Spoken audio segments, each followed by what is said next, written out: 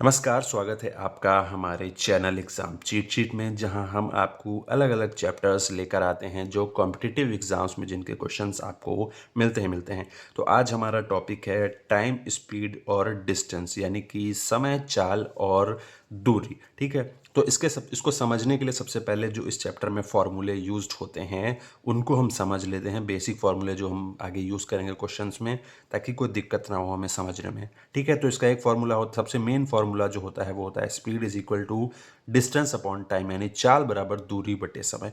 ये सबसे important formula है पूरे चैप्टर में, जिसका यूज़ हर जगह होगा ही होगा क्वेश्चंस में। ठीक है? वहीं एवरेज स्पीड का फ़ॉर्मूला होता है total distance travelled upon total time taken, यानी औसत चाल जो होती है वो तय की गई कुल दूरी और उसके बटे में लिया गया कुल समय, ये होता है। ठीक है? वहीं एवरेज स्पीड जब हाफ डिस्टेंस जो होता है, यानी कि आधी दूरी जो है वो एक्स स्पीड की चाल से हो और आधी वाई स्पीड की चाल से हो, तब औसत चाल यानी जो एवरेज स्पीड होती है वो हो जाती है 2xy upon X plus Y.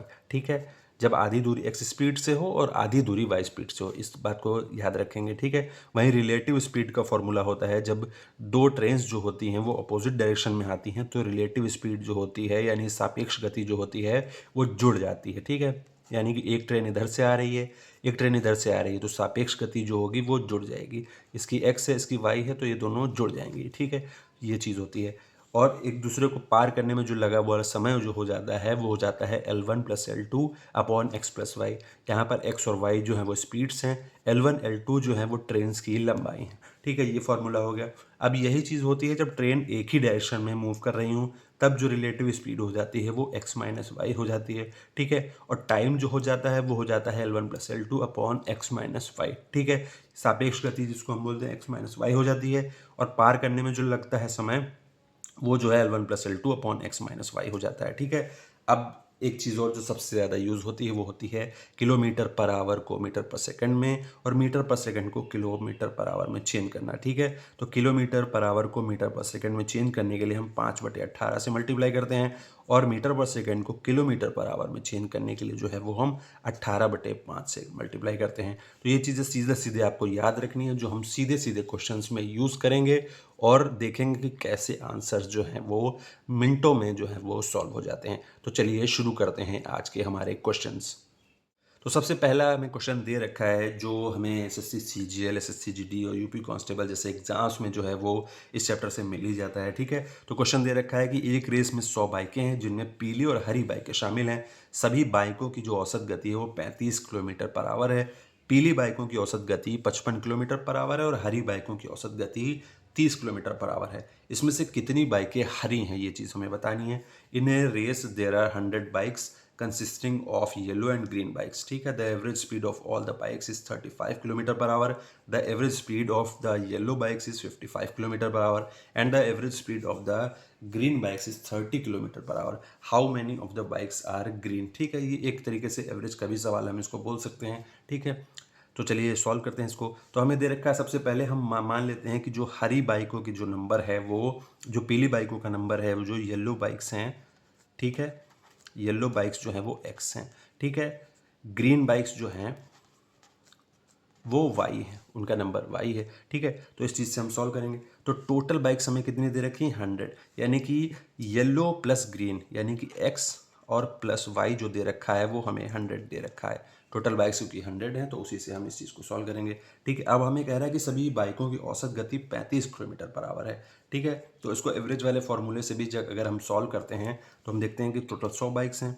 ठीक है? तो 100 बाइक्स की जो टोटल जो हम औसत गति 35 दे रखी है, तो इससे हम निकाल लेंगे 100 इंटू 35, यानी कि 3500। ठीक है? ये चीज़ हमें आ गया यहाँ से।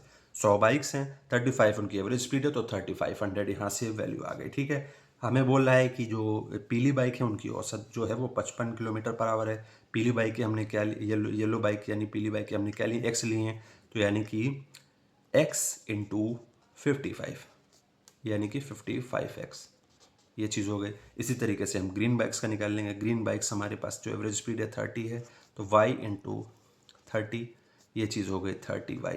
ठीक है? अब हम इसको इक्वेशन बना के सीधा सीधा सॉल्व कर लेंगे।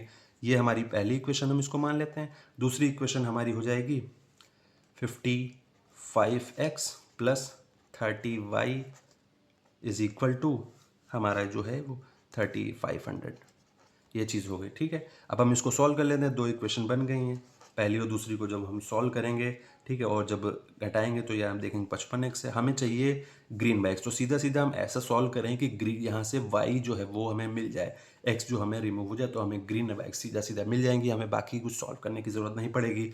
तो जब हम देखेंगे तो हमें x रिमूव करना पड़ेगा, तो इसके लिए 55x से मल्टीप्लाई करेंगे।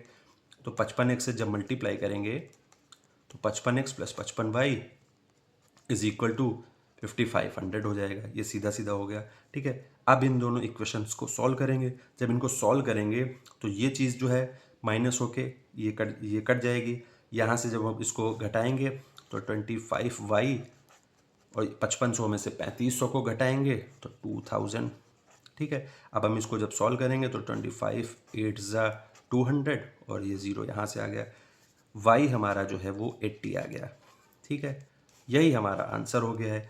80 जो है वो हमारा आंसर हो गया, यानी कि हरी जो बाइक्स हैं, ग्रीन बाइक्स का जो नंबर है वो 80 हो गया, यही हमारा आंसर हो गया। इस तरीके का सवाल आपको ज़रूर देखने को मिलेगा, इसको प्लीज़ देख लीजिएगा एक बार और समझ लीजिएगा किस तरीके से है। बहुत ही आसान क्वेश्चन है, बहुत ज़्यादा इसमें कुछ दे नहीं रखा है। ये एक तरीके से एवरेज का भी सवाल है, जिसे हम एवरेज के क्वेश्चन सॉल्व करते हैं उसी तरीके से इस क्वेश्चन को भी हम सॉल्व करेंगे। ठीक है, अब हमें अगला सवाल दे रखा है जो सीधा सीधा आपको एग्जाम में मिलेगा, बस खाली डिजिट्स में कुछ चेंज होगा और आप सीधा सीधा इस क्वेश्चन को सॉल्व कर सकते हैं फॉर्मूले से। ठीक है, तो कह रहा है कि 240 मीटर लंबी एक ट्रेन है, 88 किलोमीटर पर आवर की गति से चलती है। ये उस व्यक्ति को कितने समय में पार कर लेगी जो उसी दिशा में 16 किलोमीटर पर आवर की स्पीड से चल रही है। ठीक है, तो ये हमारा सवाल है, इसको हम सॉल्व करेंगे। इसमें हम फॉर्मूला सीधा सीधा लगाएंगे, वही चाल बराबर दूरी बटे समय। ठीक है, इस फॉर्मूले से जो है हम इस क्वेश्चन को आराम से सॉल्व करेंगे, यानी कि जो स्पीड होती है वो डिस्टेंस अपॉन टाइम के बराबर होती है। ये हमारा फॉर्मूला यूज़ होगा इसमें।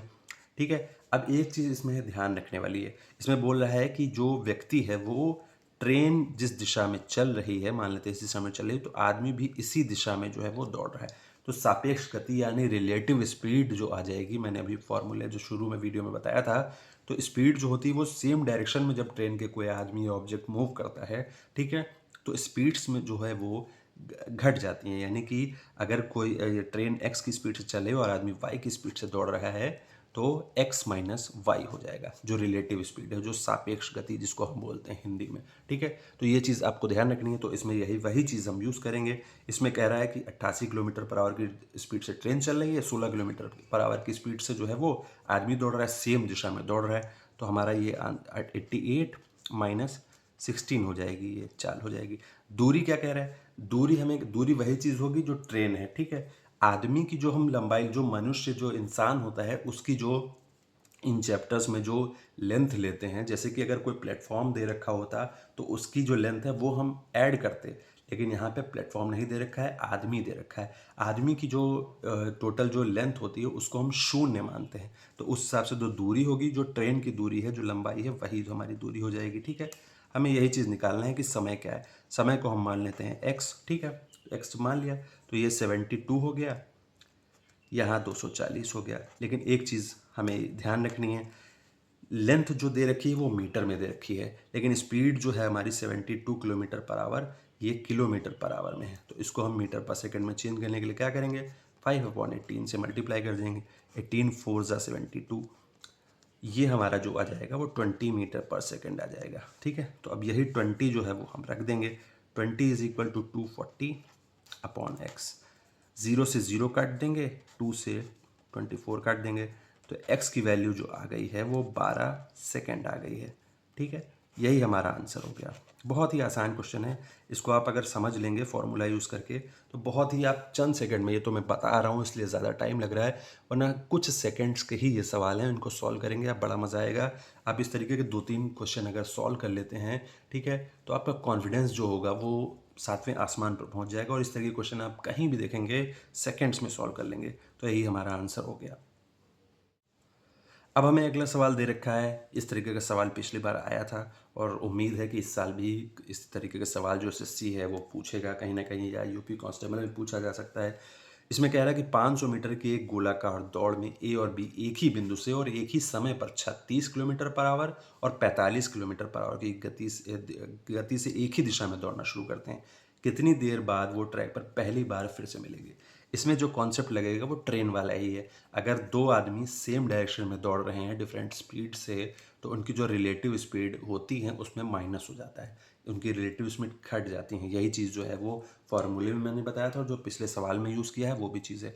अब ट्रैक इसमें क्या है, गोलाकार ट्रैक है। मान लेते हैं ये एक गोलाकार ट्रैक है जिसकी लेंथ जो है वो 500 मीटर है। इसमें दौड़ रहे हैं, एक पॉइंट है, यहाँ से ये लोग दौड़ना शुरू करते हैं। ए है और बी है। ए जो है वो 36 की स्पीड से दौड़ रहा है, बी जो है वो 45 की स्पीड से दौड़ रहा है। इनकी जो टोटल जो लेंथ है इस गोले की वो 500 मीटर है। लेंथ जो है वो मीटर में दे रखी है। अब यही 36 किलोमीटर पर आवर है, इसको हम जो है मीटर पर सेकंड में चेंज कर लेंगे, तो 36 इंटू 5/18, ठीक है। तो ये हमारा जो है वो 10 मीटर पर सेकंड हो जाएगा, ठीक है। अब इसी तरीके से जो पी की है वो 45 किलोमीटर पर आवर है, ठीक है।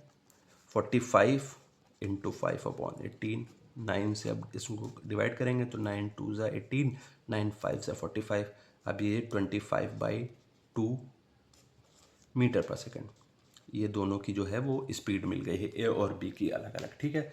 अब रिलेटिव स्पीड से ही करेंगे, अब फॉर्मूला सेम ही रहेगा, ठीक है। फॉर्मूला क्या रहेगा, चाल बराबर दूरी बटे समय, या बोल सकते हैं speed is equal to distance upon time. English में बोलें, हिंदी में बोलें तो चाल बराबर दूरी बटे समय, ठीक है। तो चाल क्या हो जाएगी, चाल जो है रिलेटिव स्पीड होगी, रिलेटिव स्पीड क्या हो जाएगी, बी माइनस ए, ठीक है। 25/2 माइनस 10 इज इक्वल टू जो दूरी है वो क्या हो जाएगी, वो 500 मीटर की दूरी दे रखी है ये, ठीक है। टाइम हमें निकालना है कि वो कब आखिरकार मिलेंगे। टाइम के लिए हम मान लेते हैं एक्स मान लेते हैं या टी मान लेते हैं, ठीक है।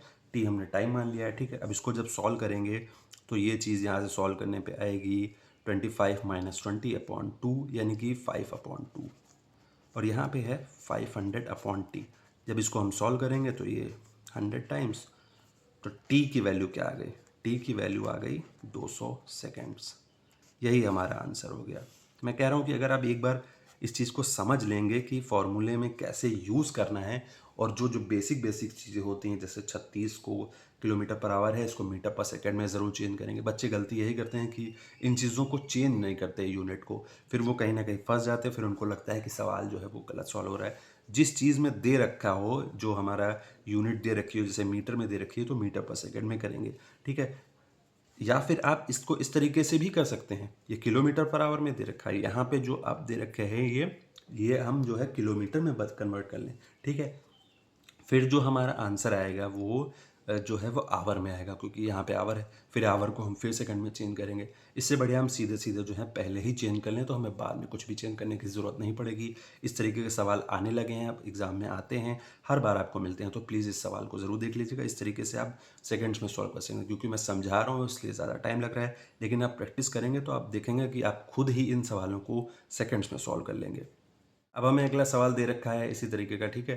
ये भी वही सेम फॉर्मूले पे लगेगा। सुमन कार से 20 किलोमीटर पर आवर की गति से चलकर एक निश्चित दूरी तय करती है और फिर 10 किलोमीटर पर आवर की गति से स्कूटर पर सवार होकर वापस शुरुआती बिंदु पर लौट आती है। पूरी यात्रा के लिए हमें औसत गति बतानी है। तो आपको ये चीज़ पता होनी चाहिए, जब एक निश्चित दूरी होती है और कोई आदमी जो है या औरत है जो भी है, वो एक स्थान से, एक प्लेस से दूसरे प्लेस पर जाता है, ठीक है। फिर दूसरे प्लेस से वहीं प्लेस पे वापस आ जाता है, जो और सर्टेन दूरी होती है, तो जो औसत गति होती है, एवरेज स्पीड होती है, ठीक है, उसका फॉर्मूला हमने बताया था आपको शुरू में, वो हो जाता है 2 × d1/d1 2 × d1/d2 ठीक है। इस फॉर्मूले को हम यहाँ पे यूज़ करेंगे, क्योंकि एक दूरी जो है वो निश्चित है, निश्चित दूरी होती है, तो वही वाला फॉर्मूला लगाया कि आधी दूरी x स्पीड से आती है और वापस y दूरी स्पीड से आती है, तो जो औसत गति होती है वही हमने शुरू में जो फॉर्मूला बताया था वही वाला लगेगा। अब इसमें हम सीधे वैल्यू रख देंगे, 2 × d1 की जगह 20, d2 की जगह 10, अपॉन में 20 + 10, ठीक है। अब जब हम इसको सॉल्व करेंगे तो 40 अपॉन ये 400, ये आ जाएगा 400 अपॉन में 30, 0 से 0 कट गया, यानी कि 40/3 किलोमीटर पर आवर। लेकिन हमें आंसर जो दे रखा है ऑप्शन में वो पॉइंट्स में दे रखा है। तो जब हम इसको सॉल्व करेंगे तो 13.33 किलोमीटर पर आवर ये हमारा आंसर आ जाएगा। ठीक है, इस आंसर आ जाएगा। इस तरीके से आप हर कोई क्वेश्चन आप इस चैप्टर का सॉल्व कर सकते हैं। अगर आपको फॉर्मूले पता हैं तो आप सेकंड्स में सॉल्व कर सकते हैं, क्योंकि ये चीज़ समझा रहा हूँ मैं, बार बार आपको वही बात बोल रहा हूँ, जो मैं चीज़ मैं समझा रहा हूँ इसलिए टाइम लग रहा है। लेकिन ये बहुत आसान क्वेश्चंस होते हैं, बहुत ही, अगर आप इनको एक बार सीख गए, अगर पकड़ना सीख गए तो आप सेकंड्स में सॉल्व कर लेंगे। बस इस तरीके से ये हमारा आंसर हो गया। आज का हमारा आखिरी सवाल है जिसको मैं बताने वाला हूँ। ठीक है, एक धावक को 100 किलोमीटर की दूरी तय करनी है। 5 घंटे तक दौड़ने के बाद उसे पता चला कि उसने कुल दूरी का 3/4 हिस्सा पूरा कर लिया है, तो उसकी गति हमें किलोमीटर पर आवर में बतानी है। इस तरीके का सवाल आता है, पिछली बार भी ये सवाल आया ही था। ठीक है, वहीं से मैं लेके आ रहा हूँ, बस खाली डिजिट्स में हो सकता है कुछ चेंजेस किए गए हों। ठीक है, तो अब इसको सॉल्व करेंगे तो पहले बात तो टोटल जो हमें जो डिस्टेंस दे रखा है वो 100 किलोमीटर दे रखा है। टोटल जो डिस्टेंस दे रखा है, मैं हिंदी और इंग्लिश दोनों में कोशिश करता हूँ सॉल्व करने की। कुछ चीज़ें मैं इंग्लिश में लिख देता हूँ, कुछ चीज़ें हिंदी में लिखता हूँ, तो आप इस चीज़ को समझते रहिए। कोई ऐसी कोई ये बेसिक इंग्लिश है, इसमें बहुत ज़्यादा कुछ टफ नहीं है। जो दूरी है उसी को डिस्टेंस, टोटल डिस्टेंस हमें 100 किलोमीटर दे रखा है। ठीक है, 100 किलोमीटर का डिस्टेंस दे रखा है। ठीक है, अब हमें बोल रहा है कि उसे 5 घंटे के बाद तक दौड़ने के बाद उसे पता चला है कि उसने कुल दूरी का 3/4 हिस्सा पूरा किया है। ठीक है, 3/4 हिस्सा हम जो कुल दूरी है उसका निकाल लेंगे। तो 100 दे रखा है, 3/4 हिस्सा जब निकालेंगे हम यहाँ से तो 4, ये 25 टाइम्स जाएगा। 25 3 जो होता है वो 75 किलोमीटर। ठीक है, यानी कि वो 5 घंटे तक दौड़ चुका है, 5 घंटे तक, और 75 किलोमीटर टोटल दौड़ चुका है। ठीक है, तो यहीं से हमें स्पीड बतानी है। अब स्पीड क्या हो जाएगी, स्पीड जो हो जाएगी, स्पीड यानी चाल हम बोल सकते हैं, इसको हिंदी में भी लिख देता हूँ मैं।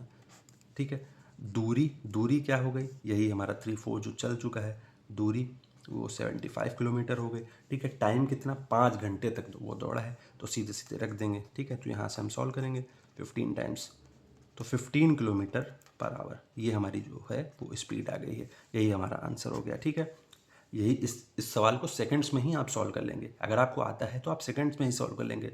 कुछ लोग तो ऐसे होंगे जो जिनको पेन उठाने की भी ज़रूरत नहीं पड़ेगी, वो देखते ही सवाल को सॉल्व कर लेंगे। कैसे, उन्होंने देखा कि 100 किलोमीटर की दूरी दे रखी है और बोल रहा है कि 3/4 उन्होंने पूरा कर लिया, तो मन में ही कैलकुलेशन करके 4 और 100 काट के 25, ठीक है, और 75 आ गए, यहाँ से 5 से डिवाइड करके 15, वो मन में ही सेकंड्स में सॉल्व कर लेंगे। क्योंकि मैं बता रहा हूँ इसलिए मुझे पूरे लिख के बताना है आप लोगों को, तो उस तरीके से आप इस क्वेश्चन को सॉल्व कर सकते हैं। हमें आप कमेंट में ज़रूर बताएं और वीडियो को लाइक और शेयर ज़रूर करें, और कमेंट्स में ज़रूर बताएं कि आपको वीडियोस कैसे लग रहे हैं। अच्छे लग रहे हैं तो ज़रूर हमें बताएं, बुरे लग रहे हैं तो वो भी हमें ज़रूर बताएं। आपका स्वागत है। आपको चैनल सब्सक्राइब ज़रूर करना है प्लीज़, हेल्प हो जाएगी मेरी। Thanks for watching.